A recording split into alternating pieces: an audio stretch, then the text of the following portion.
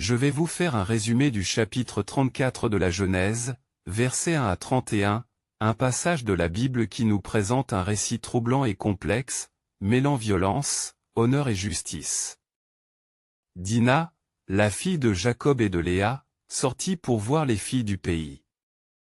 Cependant, un homme du nom de Sichem, fils de Hamor, le chef de la région, la vit et fut attiré par elle. Malheureusement, il ne s'en tint pas à une approche honorable, il la prit et la viola. Pourtant, après cet acte odieux, il s'attacha profondément à elle et chercha à l'épouser.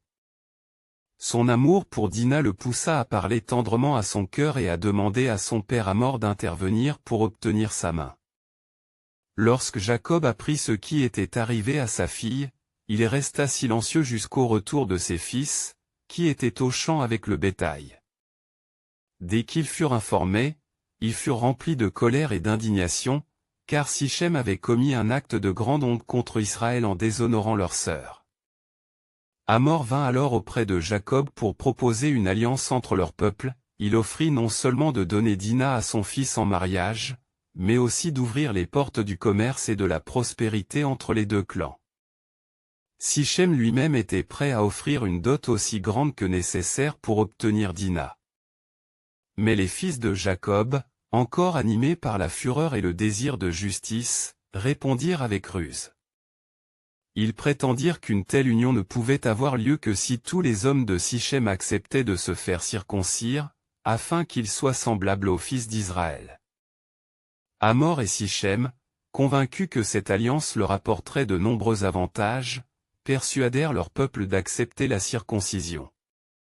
Cependant, au troisième jour, alors que les hommes de Sichem étaient souffrants à cause de l'opération, Siméon et Lévi, deux des fils de Jacob, prirent chacun leur épée et attaquèrent la ville sans défense. Ils tuèrent tous les hommes, y compris Sichem et Hamor, et délivrèrent Dina de la maison de Sichem. Après cela, les autres frères vinrent piller la ville, prenant leurs troupeaux, leurs richesses, leurs femmes et leurs enfants. Lorsque Jacob apprit cela, il fut profondément troublé. Il craignit que leurs actes n'attirent la colère des autres peuples voisins et ne mettent en péril sa famille.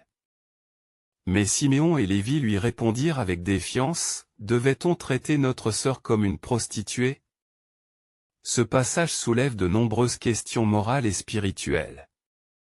Il met en lumière la question de l'honneur, de la justice et de la vengeance, mais aussi celle de la ruse et de la violence excessive. Nous voyons ici la réaction humaine face à l'injustice, une colère légitime qui se transforme en une réponse disproportionnée. Que nous enseigne ce passage aujourd'hui?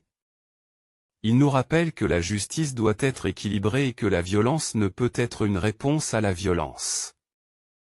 Dieu appelle son peuple à être saint, à marcher selon ses voies et à laisser place à sa justice plutôt qu'à la vengeance humaine. Cette histoire nous montre également les dangers des alliances hâtives et des décisions prises sous l'emprise des émotions. Prions pour que Dieu nous donne la sagesse de répondre aux injustices avec droiture et amour, sans céder à la haine ou à la vengeance.